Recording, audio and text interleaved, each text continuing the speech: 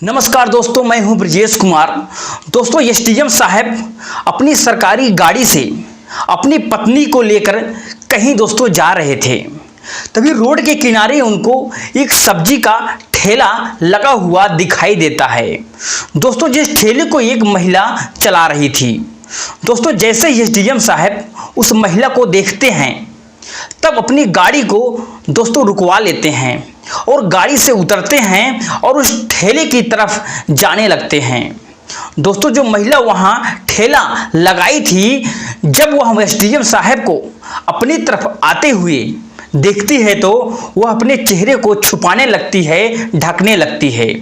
दोस्तों, तभी एसडीएम साहब उससे कहते हैं कि पूनम, मैंने तुम्हारा चेहरा देख लिया है, तुमको चेहरा छुपाने की कोई ज़रूरत नहीं है। दोस्तों, उसके बाद वह महिला एसडीएम साहब के सामने हाथ जोड़ करके माफ़ी मांगने लगती है, गिड़गिड़ाने लगती है, फूट फूट करके रोने लगती है। दोस्तों, आखिर वह महिला कौन थी और एसडीएम साहब के सामने वो क्यों रो रही थी और रो करके उनसे माफ़ी क्यों मांग रही थी, और एसडीएम साहब उस महिला के बीच में दोस्तों रिश्ता क्या था? आइए जानते हैं पूरी घटना, सच्चाई इस वीडियो के माध्यम से। लेकिन दोस्तों, वीडियो में आगे बढ़ने से पहले आप सबसे वही एक छोटा सा रिक्वेस्ट है कि अगर आप लोग हमारे चैनल पर पहली बार आए हैं तो चैनल को सब्सक्राइब कर लीजिए दोस्तों, और वीडियो को भी लाइक करना ना भूलें। दोस्तों, यह सच्ची घटना जो आपके साथ शेयर करने वाला हूं, दोस्तों यह उत्तर प्रदेश के लखनऊ के एक गांव की है दोस्तों, जहां पर पूनम नाम की लड़की रहती थी। दोस्तों, पूनम देखने में बहुत ज़्यादा खूबसूरत थी और उसको अपनी खूबसूरती पर दोस्तों बहुत ही ज़्यादा घमंड नाज था। दोस्तों, पूनम कभी कभी अपनी सहेलियों के साथ जब घूमती फिरती थी तो हमेशा कहती थी कि मुझसे शादी करने के लिए कोई राजकुमार ऊपर से अवतरित होगा, उतर कर आएगा और मुझसे शादी करेगा। दोस्तों, पूनम अपनी कॉलेज की पढ़ाई लिखाई कर रही थी और इस तरीके से दोस्तों दिन गुजर रहे थे। लेकिन दोस्तों, जैसे जैसे दिन गुजर रहे थे वैसे वैसे पूनम की उम्र भी दोस्तों बढ़ रही थी। दोस्तों, पूनम के माता पिता पूनम की शादी करने के लिए सोचने लगते हैं और पूनम के पिताजी और उसका भाई मिलकर पूनम के लिए लड़का ढूंढने लगते हैं। और कुछ दिन बाद दोस्तों एक लड़का भी मिल ही जाता है। दोस्तों, उस लड़के का नाम रामपाल था। दोस्तों, रामपाल देखने में उतना तो खूबसूरत नहीं था, लेकिन पढ़ा लिखा दोस्तों था।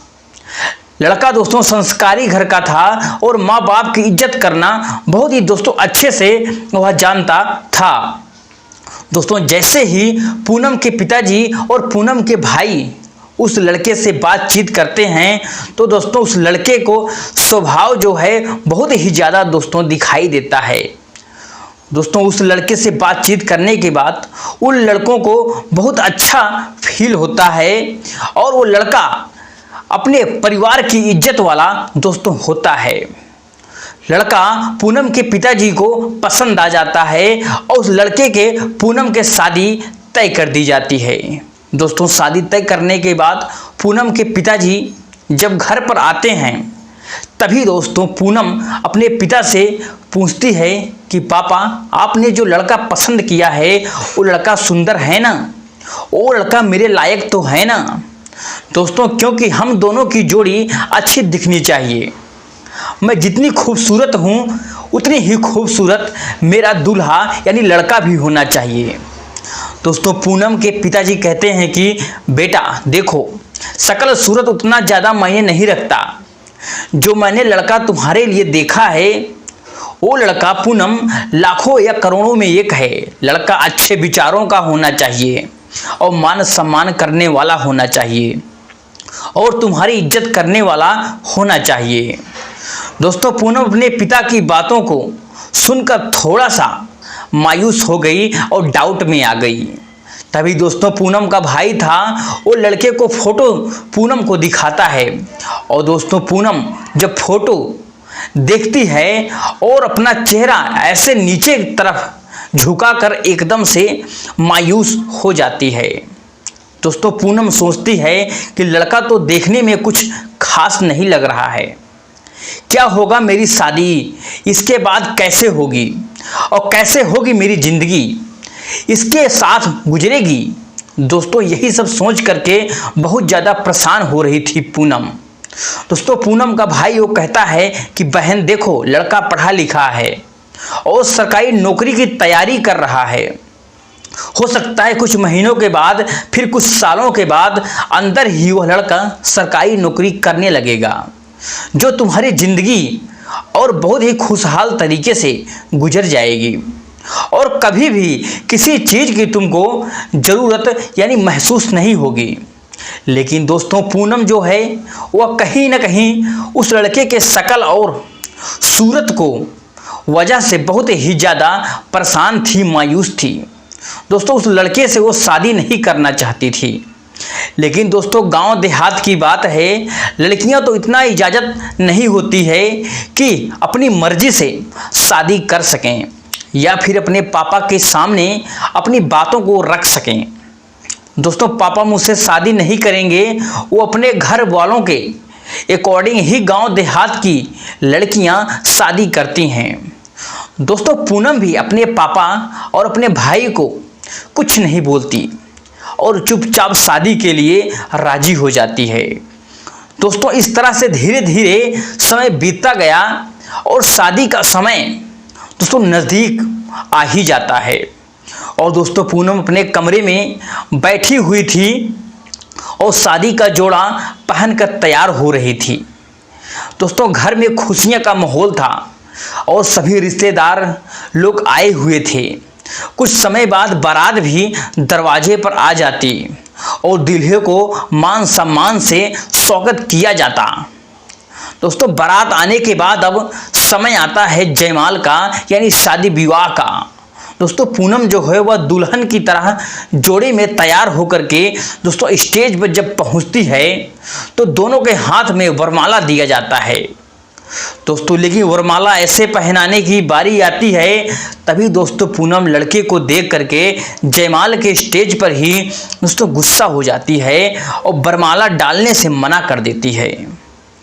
दोस्तों पूनम अपने पिता से कहती है, पिताजी मैं इस लड़के से शादी नहीं करूंगी। ये लड़का फोटो में दिखने में तो बहुत ठीक ठाक था, लेकिन सामने से तो यह बिल्कुल ठीक नहीं है, क्रूप लग रहा है। दोस्तों ये लड़का बहुत ज़्यादा काला है, मैं इससे शादी नहीं करूंगी, चाहे मेरी जान ही क्यों ना चली जाए। इससे साथ अगर आप लोग मेरी ज़बरदस्ती मेरे बिना कहे शादी करे हुए तो देख लीजिए बहुत बुरा होगा। दोस्तों ऐसा कहने के बाद पूनम शादी करने से साफ साफ दोस्तों इनकार कर देती है। अब दोस्तों इतना सुनने के बाद जो दूल्हा और दूल्हे के जो पिताजी थे दोस्तों दोनों लोग मायूस हो जाते हैं, परेशान हो जाते हैं। दूल्हा भी दोस्तों बहुत ज़्यादा परेशान हो जाता है, लेकिन जो दुल्हन जो होती है बहुत ज़्यादा समझदार था और पढ़ा लिखा लड़का था। दोस्तों दूल्हा उसके सामने कुछ नहीं बोलता और चुपचाप उसकी बातों को दोस्तों सुन करके रह जाता है। और दूल्हे के पिता पूनम के पिताजी से कहते हैं कि आपने अपने लड़की को हमारे लड़के के बारे में क्यों नहीं बताया था। वो शकल सूरत से थोड़ा सा सांवला है, काला है और बहुत ज़्यादा सुंदर नहीं है। दोस्तों पूनम के जो पिताजी थे वो बहुत ही ज़्यादा लाचार थे और पूनम का जो भाई भी बहुत ही ज़्यादा लाचार था। दोस्तों पूनम को समझाने की दोनों लोग बहुत कोशिश करते हैं, लेकिन दोस्तों पूनम जो है अपने पिताजी की बातों को बिल्कुल नहीं मानती है और दूल्हे के पिता से दोस्तों इतना तक कह देते हैं कि बेटा देखो घर पर बारात आई है तो शादी कर लो, बाद में जो होगा देखा जाएगा। लेकिन दोस्तों उसके बावजूद भी पूनम शादी करने के लिए दोस्तों मना ही कर देती है। दोस्तों पूनम का भाई और पूनम के पिताजी दोनों लोग पूनम के साथ ज़बरदस्ती करने लगते हैं और कहते हैं कि आज तुमको शादी करनी ही है पड़ेगी, हम लोग इज्जत का सवाल है। दोस्तों वो लोग कहते हैं कि अगर आप शादी नहीं करोगी तो हम लोग बहुत बदनामी हो जाएगी हमारी। दोस्तों इस तरीके से उस दिन पूनम को समझाया जा रहा था, बुझाया जा रहा था। दोस्तों तभी गांव के ही कुछ लोग पुलिस को फ़ोन कर देते हैं और बता देते हैं कि शादी विवाह में झगड़ा हो गया है, लड़की शादी नहीं करना चाहती है। तब दोस्तों आधे घंटे 1 घंटे के बाद मौके पर पुलिस भी दोस्तों उस शादी में पहुंच जाती है। फिर दोस्तों पुलिस वाले वहां पर आ जाते हैं। तब लड़की के पिताजी उसके भाई को समझाते हैं और पुलिस वाले कहते हैं कि देखिए, लड़की अगर शादी करने के लिए राजी नहीं है, मना कर रही है, तो आप लोग ज़बरदस्ती उसकी शादी नहीं करा सकते हैं। अगर आप उसका मन नहीं है तो उसको छोड़ दीजिए, क्योंकि उसका यह अधिकार है और यह अधिकार उसको कानून ने दिया है, आप नहीं छीन सकते हो। दोस्तों वह पूनम के पिताजी और उसके भाई वो दोनों लोग लाचार हो जाते हैं और मजबूरी में जो लड़का था दोस्तों, दूल्हा, अपनी अपनी बारात वापस ले जानी पड़ जाती है। लेकिन दोस्तों जब लड़का अपनी बारात को वहाँ से लेकर गांव से बाहर निकल रहा था तो तभी उस गांव का एक गरीब किसान दोस्तों दूल्हे के पापा से आकर कहता है कि अगर आपने एतराज़ ना हो तो मैं आपसे कुछ बात करना चाहता हूँ, अगर आप बुरा ना माने तो बताइए, आपसे कुछ मैं कहना चाहता हूँ। तब दोस्तों दूल्हे के जो पिताजी कहते हैं कि अब सब कुछ बर्बाद ही हो गया है, अब बचा ही क्या है, इससे ज़्यादा हमारी बदनामी क्या हो सकती है। दोस्तों इससे ज़्यादा बुरा हमारे लिए अब क्या हो सकता है, आप खुद ही बताइए क्या बात है। तब दोस्तों वह किसान गरीब, अगर आप मेरी बातों को मान जाएं तो आपको बारात वापस लेकर नहीं जाना पड़ेगा। दोस्तों तब दूल्हे के पिताजी कहते हैं कि बताओ क्या बात है। दोस्तों तब किसान कहता है कि साहब देखिए, हमारी एक बेटी है, बहुत ज़्यादा पढ़ी लिखी तो नहीं है, लेकिन बड़ों का इज्जत करना जानती है, बड़ों का सम्मान करना जानती है। दोस्तों घर सारा काम को जानती है और सब कुछ काम कर देगी, खाना पीना सब कुछ बना देगी और आपके लड़के को बहुत ही खुश रखेगी, यह मेरी गारंटी है। और बहुत ज़्यादा सेवा करेगी, आप लोगों की भी इज्जत करेगी। अगर आप लोग बुरा नहीं मानेंगे तो हमारी बेटी से शादी करके बारात ले जा सकते हैं, इसमें कोई बुराई नहीं है। हम बहुत गरीब हैं, पैसा रुपया दान तो नहीं दे पाएंगे, बस अपनी बेटी को ही आपको दे सकते हैं। दोस्तों पुराने ज़माने में जब किसी की बारात वापस चली जाती है तो आप जानते ही हो, गांव के लोग इस तरीके से शादी करवा करके बारात को दोस्तों विदा करते हैं, कोई इसमें बड़ी बात नहीं है। जिस वजह से दूल्हे के जो पिताजी थे उनको यह बहुत बात अच्छी लगी। दोस्तों बात उनके दिमाग में फिट हो गई, क्योंकि दूल्हे के जो पिताजी हैं वह सोच रहे थे कि शादी में इतना ज़्यादा खर्चा हो गया है और रिश्तेदार लोग आए हैं, अगर शादी नहीं होगी तो उनकी इज्जत क्या रह जाएगी। दोस्तों इस तरीके से तो रामपाल उस लड़की से शादी करवा दी जाती है और उस शादी करने के बाद रामपाल जो है दोस्तों उस लड़की को लेकर विदा करके अपने घर चला जाता है। दोस्तों इधर नम थी अपनी शादी तोड़ती है और शादी तोड़ने के 2 महीने के बाद दोस्तों लखनऊ चली जाती है और दोस्तों वहाँ पर प्राइवेट नौकरी करने लगती है। दोस्तों इसी बीच पूनम की मुलाकात एक लड़के से हो जाती है। दरअसल दोस्तों उस लड़के का नाम दोस्तों ब्रजेश था। दोस्तों पूनम ब्रजेश अपनी पहली बार देखी थी, तभी उसको एक ही झटके में दोस्तों विकास पसंद आ गया और बार बार विकास को वह देखा करती थी और हमेशा विकास को भी ऐसा लगने लगा था कि पूनम जो है वो उससे प्यार करती है, दोस्तों उसको चाहती है। जिस वजह से दोस्तों विकास जो था वह कभी कभी या फिर हमेशा उस पूनम के आगे पीछे दोस्तों बाइक लेकर के घूमने लगता है। दोस्तों 1 साल के बाद, लगभग 2 साल ही हो गए होंगे, पूनम और विकास के बीच में अच्छी खासी दोस्ती भी हो जाती है और दोनों एक दूसरे से भी प्यार करने लगते हैं। दोस्तों पूनम सोच रही थी कि चलो अच्छा हुआ कि रामपाल से शादी नहीं हुई, नहीं तो मेरी ज़िंदगी बर्बाद हो जाती। दोस्तों पूनम ये सोच रही थी कि जैसे लड़का उसको जीवन में चाहिए था वैसा लड़का विकास उसको मिल गया है। अब उसकी ज़िंदगी हंसी खुशी गुजर जाएगी। लेकिन दोस्तों पूनम को नहीं जानती थी कि जिस विकास को जितना अच्छा समझ रही है दोस्तों उतना अच्छा विकास है नहीं। दोस्तों विकास जो है वह लड़कियों के साथ मौज मस्ती करता था और जुआ खेलता था। दोस्तों लड़कियों के साथ अवैध उसका कई लड़कियों से संबंध भी था। दोस्तों दारू शराब भी पीता था और पढ़ा लिखा भी नहीं था। लेकिन दोस्तों विकास की एक खासियत थी, वो खासियत यह थी कि विकास कभी भी जब पूनम से मिलने के लिए आता था तो उसके सामने जब आता था दारू शराब पीकर या फिर नशे के हालात में बिल्कुल नहीं आता था। दोस्तों वह हमेशा एक अच्छा लड़का बनकर आता था, अच्छा इंसान बन के आता था पूनम के सामने। दोस्तों उससे मिलता था और उसके साथ दिन बिताता था। दोस्तों पूनम लगभग 2-3 साल बाद अपने माता पिता से बात करती है और विकास से शादी करने का प्रस्ताव अपने माता पिता से सामने रख देती है। दोस्तों जो पूनम के माता पिता को यह बात पता चलता है तो पूनम अपनी मर्जी से शादी करना चाहती है। दोस्तों वो लोग भी उसको मना नहीं करते हैं क्योंकि वो लोग जानते थे कि वह एक बार उसकी शादी टूट चुकी है और इस बार भी मना करेंगे तो उसकी शादी टूट जाएगी। दोस्तों यही सोच करके जो थे पूनम के मर्जी के खिलाफ नहीं हो जा सकती है। दोस्तों पूनम की शादी विकास से तय करवा देते हैं। दोस्तों विकास दिखने में बहुत ही खूबसूरत लड़का था, अच्छा नेक था और अच्छे कपड़ा पहनता था और महंगी गाड़ियों में घूमता था। दोस्तों यही सब देख करके पूनम को विकास पसंद आने लगा था और उसे शादी भी कर ली थी।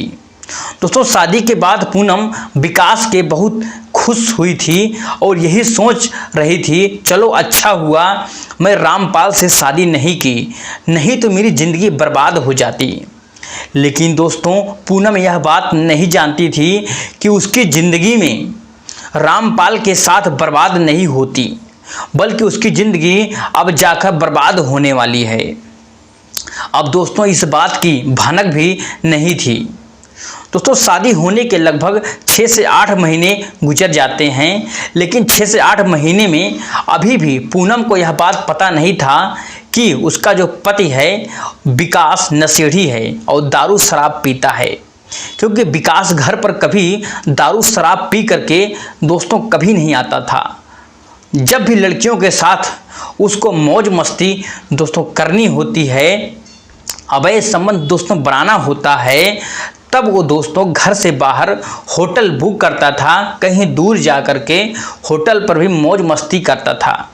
और धीरे धीरे करके पूरे 1 साल गुजर जाते हैं और दोस्तों पूनम एक खूबसूरत बच्चे को जन्म देती है। लेकिन दोस्तों अब जो पूनम थोड़ा बहुत पता चलने लगता है कि उसका जो पति है विकास वो दारू शराब पीता है। लेकिन दोस्तों पूनम उससे कुछ बोलती नहीं थी और वो सोचती थी चलो कभी कभी पीता होगा। लेकिन दोस्तों जैसे जैसे वक्त गुजर रहा था वैसे वैसे जो विकास की जो दोस्तों हरकतें हैं और भी ज़्यादा दोस्तों बढ़ती जा रही थी और लोगों को दिखती जा रही थी। तो सामने दारू शराब पीने आने लगता था और दोस्तों लड़कियों के साथ तो उसके सामने ही अपने पत्नी को बातचीत करने लग रहा था। जब दोस्तों पूनम उसको मना करती थी तब दोस्तों विकास उसको डांटता था, मारता था और कहता था कि कुछ भी अगर बोलो तो मैं मार पीट करके तुमको यहाँ से भगा सकता हूँ। अब दोस्तों पूनम बहुत बड़ा झटका लग जाता है जब यह बात सुनती है। दोस्तों पूनम सोचती है कि मैं अपनी मर्जी से शादी की, लेकिन यह ऐसा लड़का निकल जाएगा मैं तो कभी ज़िंदगी में सोची भी नहीं थी। दोस्तों वो कहते हैं ना, जितनी सुंदर मैं थी उतना ही ज़्यादा सुंदर यह भी था। लेकिन मैं सोचती थी लड़का मेरी सुंदरता का कद्र करेगा, मेरी इज्जत का कद्र करेगा, मुझे सम्मान देगा। लेकिन शादी के बाद जब इसको क्या हो गया, पूरे तरीके से बदल ही गया। दरअसल दोस्तों उस पूनम को यह बात पता चल गई थी कि विकास जो है उसका अवैध संबंध कई लड़कियों से चल रहा है। और इसी बात को लेकर के दोस्तों विकास और पूनम के बीच में दोस्तों लगातार लड़ाई झगड़े होते रहते थे। दोस्तों इस तरीके से लड़ाई झगड़ा करते थे और पूरे साल और गुजर जाते थे और पूनम एक और बच्चे को दोस्तों जन्म देती है। और दोस्तों पूनम के शादी को पूरे 3 से 4 साल तो गुजर ही चुके थे। लेकिन दोस्तों वह पूनम की हालात और भी ज़्यादा ख़राब हो चुकी थी, क्योंकि दोस्तों जो पूनम थी वह एकदम से मजबूर हो चुकी थी और पूनम और विकास को छोड़ करके दोस्तों जा भी नहीं सकती थी। और दोस्तों वह पूनम अपनी मर्जी और माता पिता से बात भी नहीं कर सकती थी, क्योंकि दोस्तों पूनम अपनी मर्जी शादी की थी। इसलिए जो भी उसके साथ हो रहा था, जो भी उसके ऊपर बीत रही थी, वो अपने घर वालों को नहीं बताना चाहती थी। लेकिन दोस्तों पूनम सोच रही थी कि हमारे घर वाले भी मेरे ऊपर ताना मारेंगे, अगर उनको पता चलेगी उसके साथ ये सब हो रहा है। तो यह सोच रही थी कि हमारे घर वाले कहेंगे कि तुम अपनी मर्जी से शादी की हो तो तुम अब इस चीज़ को देखो, तुम्हारी जिम्मेदारी है। दोस्तों इस तरीके से धीरे धीरे करके समय गुजरने लगता है। लेकिन दोस्तों घर में लड़ाई झगड़े होने की वजह से विकास और उसका ज़्यादा टेंशन में रहने लगता था और ज़्यादा दारू शराब भी पीने लगता था दोस्तों, जिस वजह से घर में और भी ज़्यादा तो लड़ाई झगड़े मारपीट होने लगते हैं और रोज़ रोज़ लड़ाई झगड़े होने लगते हैं। दोस्तों यहाँ तक नौबत आती है कि विकास के पास इतने भी पैसे नहीं हैं कि वो अपने बच्चों और बीवी को देखभाल कर सके, अब दोस्तों बच्चों की दवाई करा सके। दोस्तों इस तरीके से उनकी ज़िंदगी बहुत ज़्यादा ख़राब हो जाती है। तभी दोस्तों पूनम जो है अपने पति को अलग होने का दोस्तों फैसला आखिर ले ही लेती है, क्योंकि दोस्तों पूनम अपने बच्चे के भविष्य को खराब होता नहीं देखना चाहती है। दोस्तों अब जाहिर सी बात है, किसी भी औरत के 2 बच्चे अगर हो गए हैं तो वह कहीं ना कहीं तो दोस्तों जाएगी, वो अपने बच्चे से परेशान हो जाएगी। दोस्तों यही हाल हुआ पूनम का। दोस्तों मैं बता दूं, पूनम अपने पति से लड़ाई झगड़ा के चलते अपने ससुराल छोड़ देती है और दोस्तों फिर ससुराल छोड़ करके लखनऊ में ही दोस्तों रूम रेंट पर ले लेती है और अपने बच्चे के साथ वहाँ पर दोस्तों रहने लगती है। और दोस्तों पूनम सोचती है कि मेरी ज़िंदगी चलेगी नहीं, पैसा तो कमाना ही पड़ेगा, कुछ ना कुछ तो ज़िंदगी में करना ही पड़ेगा। फिर दोस्तों जिस वजह से पूनम वो जहाँ पर रहती थी, जिस रूम में रहती थी, लेकर वो कहती थी उस रूम के नीचे रास्ता था, जगह था दोस्तों, वहीं पर एक सब्जी का ठेला लगाकर सब्जी बेचने लगती है।